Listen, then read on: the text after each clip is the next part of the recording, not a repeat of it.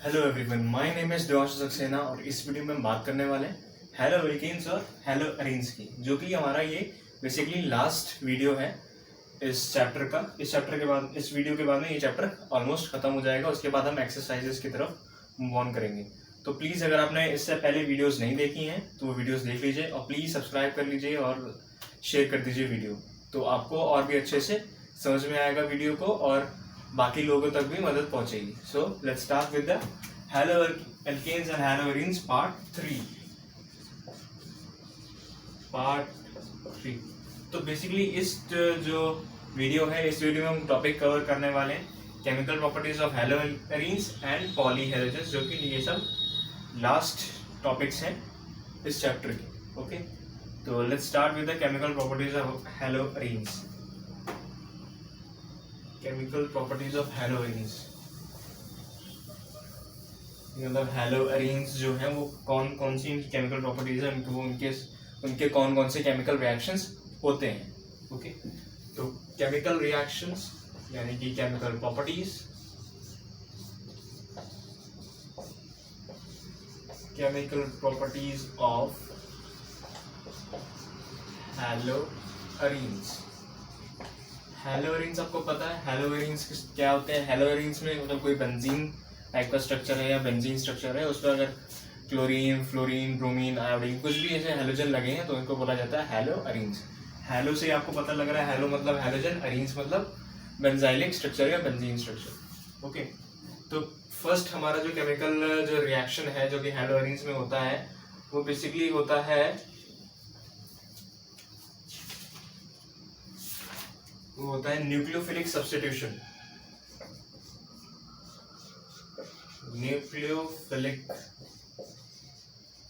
Nucleophilic substitution. अब nucleophilic substitution मैंने आपको पहले भी वीडियो में बता चुका हूँ। न्यूक्लियोफिलिक सब्स्टिट्यूशन ये होता है कि अगर आपका कोई भी एल्कीन है, मान लीजिए कोई भी एल्कीन चेन है, एरीन चेन है, Br, और न्यूक्लियोफिलिक मतलब न्यूट्रॉन लविंग या न्यूक्लियस लविंग है ना, तो उसके ऊपर क्या चार्ज होगा? उसके पास चार्ज होगा नेगेटिव का। जो न्यूक्लियोफिलिक जो एजेंट होते हैं, जो भी होते हैं, उनके ऊपर जो होगा नेगेटिव चार्ज होगा, तो वो किसके ऊपर अटैक करेंगे? पॉजिटिव चार्ज पे। तो मान लीजिए Br हमारा इसमें Br हमारा नेगेटिव चार्ज पे है, CH3 CH2 प्लस वाला चार्ज पे, तो हमने एक न्यूक्लियोफाइल अटैक किया। तो न्यूक्लियोफाइल हमारा क्या है? OH माइनस है, तो OH माइनस किसकी जगह पे आ जाएगा? इसकी जगह पे, है ना। सब्स्टिट्यूशन हो रहा है ना, एक्सचेंज हो रहा है, तो क्या बन जाएगा? यहाँ से यहाँ तक CH3 CH2 OH हमारा बन जाएगा और Br हमारा यहाँ से रिलीज हो जाएगा। ठीक है, तो इस तरीके से होता है न्यूक्लियोफिलिक सब्स्टिट्यूशन। ये तो हमारी हो गई हेलो एल्कीन्स की बात। अब बात करें हेलो एरीन्स की। हेलो एरीन्स में भी वही है, यहाँ पे हमने Cl लिया plus in the presence of NaOH हम कर रहे हैं, तो Na हमारा, NaO हमारा माइनस का है और H प्लस है, हमारा H प्लस है। ओके, तो इसमें क्या बन जाएगा? इसमें हो जाएगा ONA,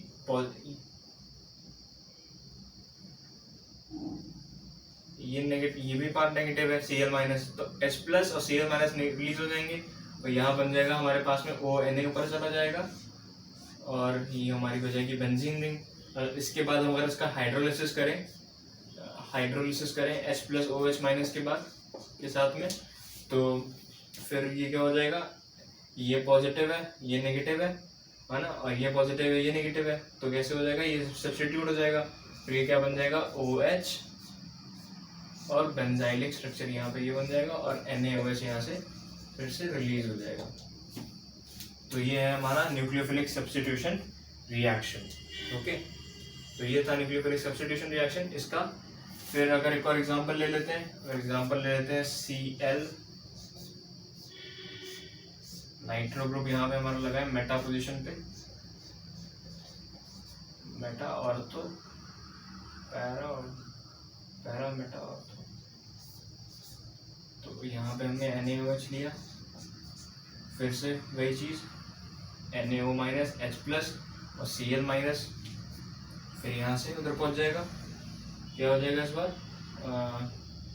फिर से ONA बन जाएगा और बेंजीन स्ट्रक्चर यहाँ पे, फिर साथ में यहाँ पे NO2 यानी कि नाइट्रो ग्रुप, और यहाँ से हमारा रिलीज हो जाएगा, यहाँ से हमारा रिलीज हो जाएगा HCl रिलीज हो गया। फिर यहाँ से हमने फिर इसका हाइड्रोलिसिस कराया, हाइड्रोलिसिस कराने के बाद में फिर हमारा क्या बन जाएगा, फिनॉल, नाइट्रोफिनॉल बन जाएगा, NO2 और साथ में NaOH रिलीज हो जाएगा। तो ये था हमारा न्यूक्लियोफिलिक सब्स्टिट्यूशन। अब हम बात करने वाले हैं इलेक्ट्रोफिलिक सब्स्टिट्यूशन रिएक्शन की। अभी हमने पढ़ा था न्यूक्लियोफिलिक, अब पढ़ेंगे electrophilic substitution reaction. Electrophilic substitution reaction nucleophilic का जस्ट उल्टा, मतलब अगर आप न्यूक्लियोफिलिक में न्यूक्लियोफाइल एजेंट पे कौन सा चार्ज होता है, नेगेटिव चार्ज होता है, वो अटैक करता है पॉजिटिव चार्ज पे। इसमें क्या होगा, जो इलेक्ट्रोफाइल होते हैं वो इलेक्ट्रॉन्स लविंग होते हैं। इलेक्ट्रॉन्स लविंग मतलब माइनस के ऊपर वो अटैक करेंगे, और उनके ऊपर कौन सा चार्ज होगा, उनके ऊपर चार्ज होगा पॉजिटिव चार्ज। ठीक है, तो इसका अगर हम एग्जांपल ले लें, इसमें होती है नाइट्रेशन।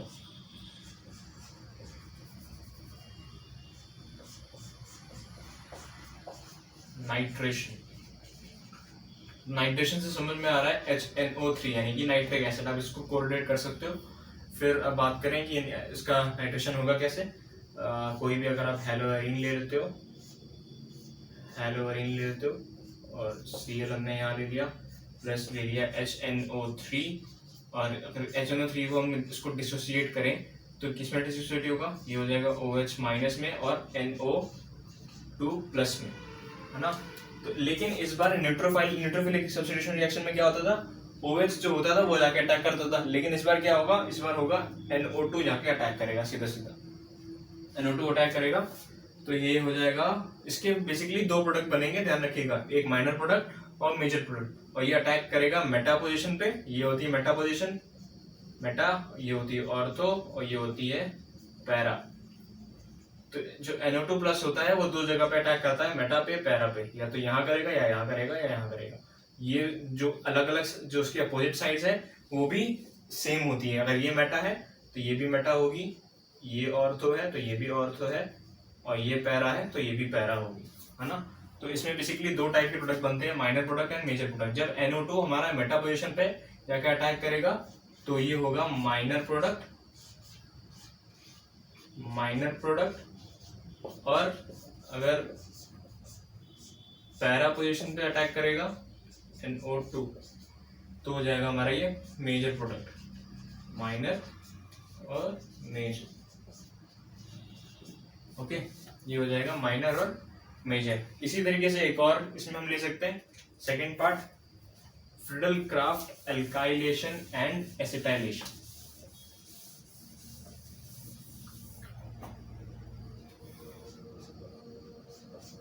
फ्रिडल-क्राफ्ट ये नेम रिएक्शन है, ये आती है एग्जाम में, इंपॉर्टेंट है, आ भी सकती है नहीं भी आ सकती है, ज्यादा इंपॉर्टेंट भी नहीं है वैसे, आ सकती है, कई बार आती है, कन्वर्जन में आती है। फ्रिडल-क्राफ्ट अल्काइलेशन की बात करें अभी, अल्काइलेशन। फ्रिडल-क्राफ्ट अल्काइलेशन में क्या होता है, बेसिकली आपका एक हेलोअरीन होता है, Cl हमने लिया, Cl साथ में हमने बेंजीन स्ट्रक्चर बना दी, तो ये हमारी होगी हेलोअरीन। और अल्काइलेशन में क्या होता है, अल्काइलेशन का मतलब होता है CH3Cl का यहाँ पे अटैक होता है, CH3Cl के साथ में रिएक्शन होता है।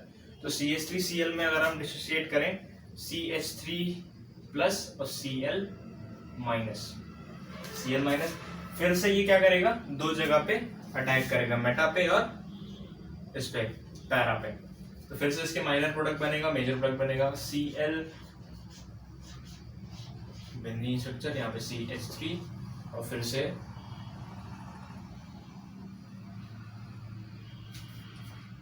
ClCH3 प्लस Cl और बेंजीन स्ट्रक्चर यहाँ बनाया और CH3 यहाँ बन गया। ठीक है, तो ये होता है फ्रिडल-क्राफ्ट अल्काइलेशन। और एक चीज और, इसमें जो कैटलिस्ट यूज होता है वो होता है AlCl3। ये बहुत इंपॉर्टेंट होता है, ये आपको याद रखने वाली चीज है। ठीक है, AlCl3 आपको यहाँ पे लिखना है एज अ कैटलिस्ट के फॉर्म में, यहाँ पे ये रिएक्शन होता है। अब बात करें अगर फ्रिडल-क्राफ्ट एसिटाइलेशन की या एसाइलेशन की, एसिटाइलेशन। एसिटाइलेशन में क्या होगा, CH3COCl हो जाएगा यहाँ पे, CH3COCl, CH3COCl। तो इसमें आप फिर से देख रहे हो COCl में CH3COCl, ये होता है एसिटाइलेशन। ठीक, तो इसमें फिर से रिएक्शन होगा, तो इस बार भी ये या तो मेटा पे जाएगा या तो ऑर्थो पे जाएगा, फिर से दोनों बार माइनर और मेजर प्रोडक्ट बनेंगे।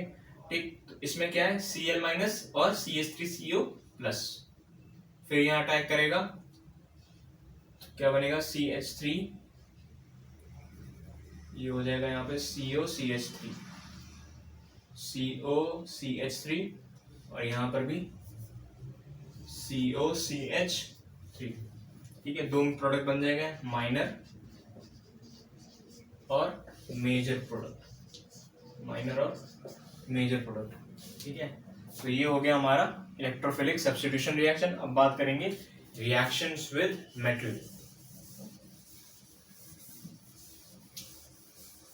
Reactions with metal, reaction with metal हमारा ये हेलो एल्कीन में भी था और इसमें भी है, रिएक्शन विद मेटल। अगर हमारा कोई भी बेंजीन स्ट्रक्चर है, मान लीजिए R से उसको डोनेट कर रहे हैं, फिर से Cl है, मेटल के साथ में करा रहे हैं, अगर Na के साथ में करा रहे हैं, जहां भी अगर आपको दिखे Na तो समझ जाइएगा ये क्या है, वुड्स रिएक्शन है, वुड्स रिएक्शन है, नेम रिएक्शन है, याद रखिएगा, कन्वर्जन में आता है, पूछा जाता है, कन्वर्जन्स में हेल्प होती है वुड्स रिएक्शन की। ठीक, तो Na है तो ये हो जाएगा, फिर से वहां पे Cl R ले लेंगे, NaCl यहाँ से रिलीज हो जाएगा, 2 मॉलिक्यूल्स ऑफ Na है, NaCl रिलीज हो जाएगा, ये भी साथ में Cl रिलीज हो जाएगा, और ये यहाँ पे हमारा in the presence of dry ether, in the presence of dry ether होता है, और ये हो जाएगी हमारी सीधा एल्केन चेन बन जाएगी। एल्केन चेन के साथ में 2 NaCl यहाँ से निकल जाएगा। ठीक, ये तो हो गई हमारी वुड्स रिएक्शन। अगर हम बात करें, ये थी विद Na, अगर आप बात करें विद Mg के साथ में, फिर से R अगर Br ले रहे हैं, प्लस यहाँ पे अगर Mg बन रहा है, ठीक है, तो सीधा यहाँ बन जाएगा R MgBr, तो ये हमारी क्या हो जाएगी, ग्रिग्नार्ड रिएजेंट बन जाएगा यहाँ पे, ग्रिग्नार्ड रिएजेंट। ये भी इम्पोर्टेंट है, पूछी जाती है एग्जाम में ग्रिग्नार्ड रिएजेंट के बारे में। ठीक है, फिर अब अगर बात करें रिडक्शन की, 4th point reduction, reaction metal हो गया। अब बात करने वाले हैं रिडक्शन की, रिडक्शन कैसे होता है।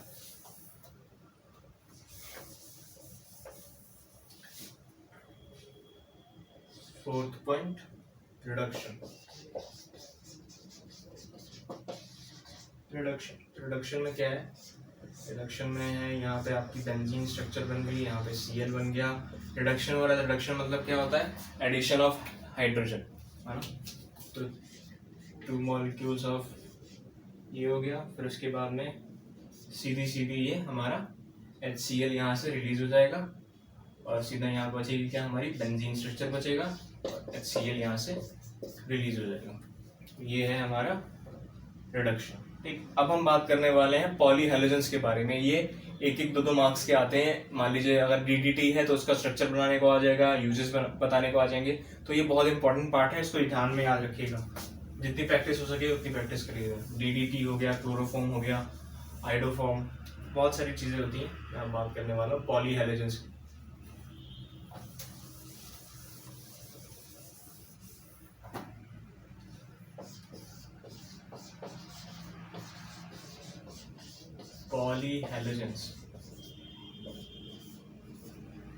पॉलीहेलोजेंस में बेसिकली क्या होता है, पॉलीहेलोजेंस यानी कि बहुत सारे हेलोजेंस का जो कंपाउंड बनते हैं एक साथ, वो बता रहे। ओके, तो स्टार्ट कर रहे हैं फर्स्ट पार्ट, CH2Cl2, इसको बोलते हैं हम डाइक्लोरोमीथेन, इसका IUPAC नेम है डाइक्लोरोमीथेन। मीथेन। अगर इसको आप तोड़ तोड़ के लिखो देखोगे, स्ट्रक्चर बनाओगे, तो उसका आईपीसी नेम बनेगा डाइक्लोरोमीथेन। ठीक है, तो इसकी जो यूजेस है वो आपको बता रहा हूँ। Uses, it is used as smelling liquid, it is sweet smelling liquid। इसका जो यूज है वो स्वीट स्मेल प्रोड्यूस करने में आता है किसी भी चीज के ऊपर, sweet smelling liquid. First point. Second point हो गया आपका use for solvent, used as a solvent. Solvent के तौर पर भी इसको यूज किया जाता है, स्पेशली पेंट रिमूवर के भी तौर पे लिया जाता है। Paint remover and for metal cleaning. Basically ये जो CH2Cl2 हमारा डाइक्लोरोमीथेन है वो स्वीट स्मेलिंग लिक्विड होता है। अगर किसी चीज को भी अगर आपको स्वीट स्मेलिंग बनाना है तो उसको आप कहाँ पे यूज कर सकते हो, डाइक्लोरोमीथेन यूज कर सकते हो। और ये एज अ सॉल्वेंट भी यूज होता है, पेंट रिमूवर भी यूज होता है, और मेटल क्लीनर भी यूज होता है, ऐसा यूज होता है। इसका एक साइड इफेक्ट भी होता है, यानी कि हार्मफुल इफेक्ट हम कह सकते हैं। हार्मफुल इफेक्ट होता है, it affects on human nervous system, it affects on human nervous system, it affects on human nervous system। nervous system पे इसका बहुत ज़्यादा साइड इफेक्ट होता है, ठीक है। and cause problem in hearing and vision, and cause problem in hearing and vision। देखने और सुनने में भी शायद दिक्कत भी हो सकती है, ठीक है, कॉज हो सकता है, अगर आपको प्रॉब्लम हो सकती है, ठीक। तो ये है हमारा डाइक्लोरोमीथेन। अब बात करें क्लोरोफॉर्म। क्लोरोफॉर्म तो आपको पता होगा ना, क्लोरोफॉर्म क्या किस लिए यूज होता है। सबसे पहला यूज तो आपको पता होगा कि अगर किसी का ऑपरेशन होने वाला है, सर्जरी होने वाली है, तो उसको एनेस्थीसिया के तौर पर क्लोरोफॉर्म दिया जाता है। सेकेंड पॉइंट हम ले रहे हैं क्लोरोफॉर्म। क्लोरोफॉर्म होता है CHCl3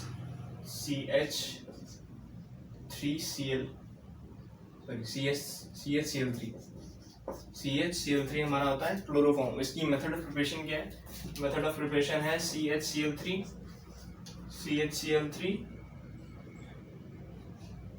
मेथड ऑफ प्रिपरेशन नहीं, इसकी एक रिएक्शन है, जो कि एक फॉस्जीन गैस को प्रोड्यूस करती है, जो कि बहुत हार्मफुल गैस होती है, वो एग्जाम में पूछी जाती है।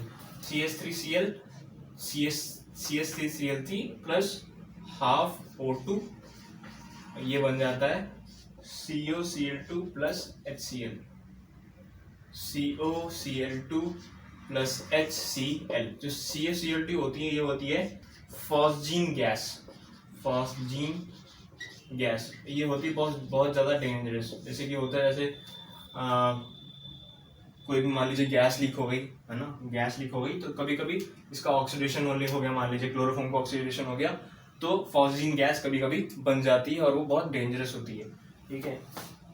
और क्लोरोफॉर्म जो होता है वो एज अ सॉल्वेंट भी यूज़ किया जाता है इन ऑर्गेनिक केमिस्ट्री। अगर आपको जैसे कि कुछ जो हमारे होते हैं, जो भी कंपाउंड्स होते हैं, वो पोलर नहीं होते हैं, तो वो इनको नॉन पोलर में डिसॉल्व किया जाता है। जैसे क्लोरोफॉर्म हो गया, बेंजीन हो गया, ईथर हो गया, ये सब जो होते हैं, क्लोरोफॉर्म बेंजीन जो होते हैं बेसिकली नॉन पोलर होते हैं, तो उसमें उनको डिसॉल्व किया जाता है, ओके। तो इनका जो यूजेस है, इनको यूज किया जाता है, यूज एज अ सॉल्वेंट और एनेस्थीसिया में भी दिया जाता है। जैसे मैंने फर्स्ट पॉइंट आपको बताया था, एनेस्थीसिया सर्जरी टाइम पे एनेस्थीसिया दिया जाता है। और लेबोरेटरी रिएजेंट भी होता है, laboratory reagent, okay, laboratory reagent होता है। हार्मफुल इफेक्ट क्या होता है इसका?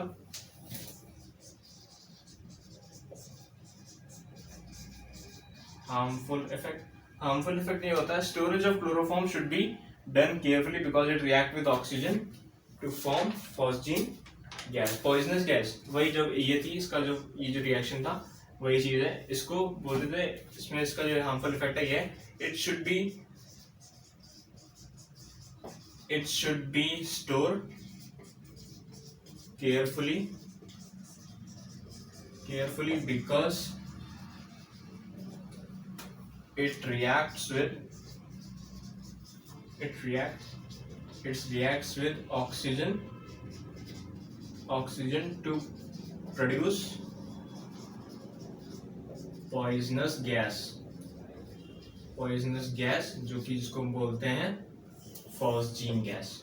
ठीक है, यही रिएक्शन आपको लिख देना है हार्मफुल इफेक्ट्स में। ठीक है, अब हम बात करने वाले हैं थर्ड पॉइंट जो कि है हमारा CCl4 हाइड्रोकार्बन जिसको बोलते हैं हम हाइड्रोकार्बन। हाइड्रोकार्बन तो CH4 होता है। CCl4 हमारा ये हो गया टेट्राक्लोरोमीथेन। ठीक है, टेट्राक्लोरोमीथेन इसको बोलते हैं। बेसिकली ये जो होता है it is colourless oily liquid होती है। इसका ये फिजिकल प्रॉपर्टी है, कलरलेस ऑयली लिक्विड होता है। ठीक है, यूजेस क्या है इसके? यूजेस हैं solvent for organic compound. CCl4 जो होता है ऑर्गेनिक कंपाउंड का सॉल्वेंट भी हम इसको यूज किया जाता है। Solvent for organic compound. Okay, first point ये हो गया। सेकंड पॉइंट क्या है इसका? सेकंड पॉइंट होता है ये रेफ्रिजरेटर में भी यूज किया जाता है एज ए रेफ्रिजरेंट यूज किया जाता है एज अ रेफ्रिजरेंट। तीसरी चीज लेबोरेटरी पर्पस पे भी यूज किया जाता है, लेबोरेटरी यूज। ठीक, इसका हार्मफुल इफेक्ट क्या है? Harmful effect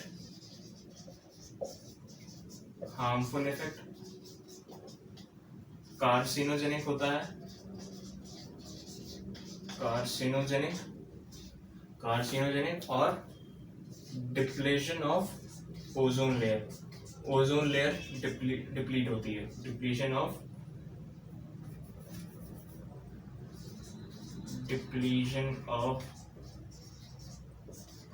ozone layer.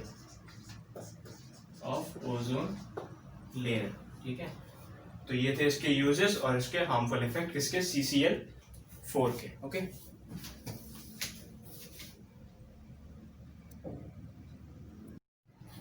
अब हम बात करने वाले हैं फ्रियॉन्स की। ये बहुत इंपॉर्टेंट टॉपिक है, जो इंपॉर्टेंट पॉलीहैलोजन है जो कि पूछा जाता है एग्जाम्स में। ठीक है, फ्रियॉन्स जो होते हैं वो बेसिकली CF2Cl2 हम बोलते हैं इनको। CF2Cl2 dichloromethane.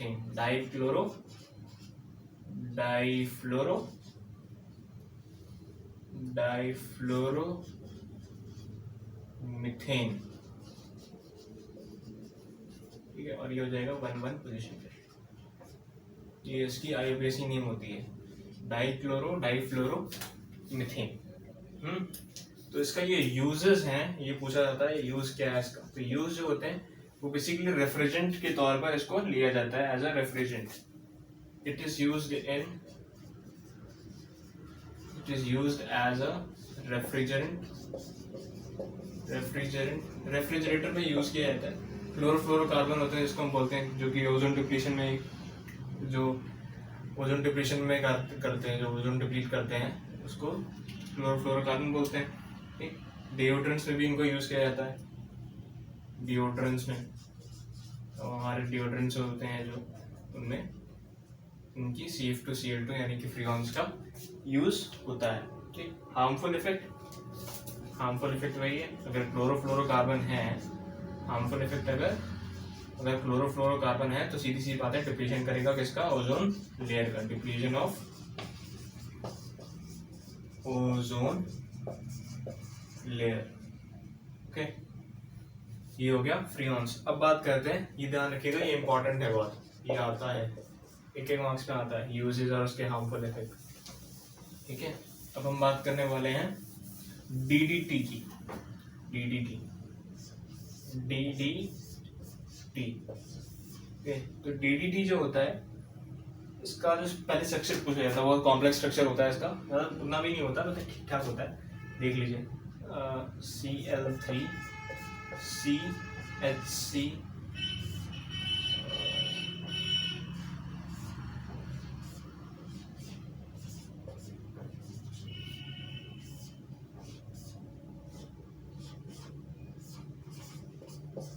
Cl, ये हो गया यहाँ पे Cl। तो इसका जो IUPAC नेम होगा वो होगा para para para para di chloro, para para position पे para para di chloro phenyl phenyl ethane, phenyl trichloro ethane, trichloro ethane. ये होता है इसका नॉमेनक्लेचर, इसका फॉर्मूला। ठीक है, नॉमेनक्लेचर, इसका नामकरण जो है डीडीटी का, ये होता है, और ये भी होता है स्ट्रक्चर। मोस्ट इंपॉर्टेंट है, आता है एग्जाम में, मोस्ट इंपॉर्टेंट। ओके, ध्यान रखिएगा, मोस्ट इंपॉर्टेंट है, आता है। और यूजेस की बात करें, यूजेस एज अ इंसेक्टिसाइड इसको यूज किया जाता है, use as a insecticide. Insecticide insects को मारने में, स्पेशली खेत वगैरह में इंसेक्टिसाइड्स एज अ यूज किया जाता है। और डिसएडवांटेज क्या है इसका? डिसएडवांटेज है they are non biodegradable, they are non biodegradable, non biodegradable. अब बायोडिग्रेडेबल और नॉन बायोडिग्रेडेबल क्या चीज़ होती है? बायोडिग्रेडेबल जो चीज़ होती है, अगर आप उसको यूज़ कर रहे हो तो वो अपने आप ही अर्थ में अपने आप जो है यूटिलाइज हो जाएगा, अपने आप खत्म हो जाएगा। नॉन बायोडिग्रेडेबल जो चीज़ होती है वो अगर आप यूज़ करते हो तो वो खत्म नहीं होती और बाकी चीज़ों पर भी उसका हार्मफुल इफेक्ट होता है। ठीक है, तो ये था हमारा डीडीटी और ये लास्ट टॉपिक था हमारे वीडियो का और इस चैप्टर का। हम नेक्स्ट वीडियो में हम एक्सरसाइजेस पे मूव ऑन करेंगे, जो भी इंपॉर्टेंट क्वेश्चन है उस पर आप कॉन्सेंट्रेट करेंगे। So thank you for the video, please do subscribe and share as much as you can and do comment if you have any doubt. So thank you so much.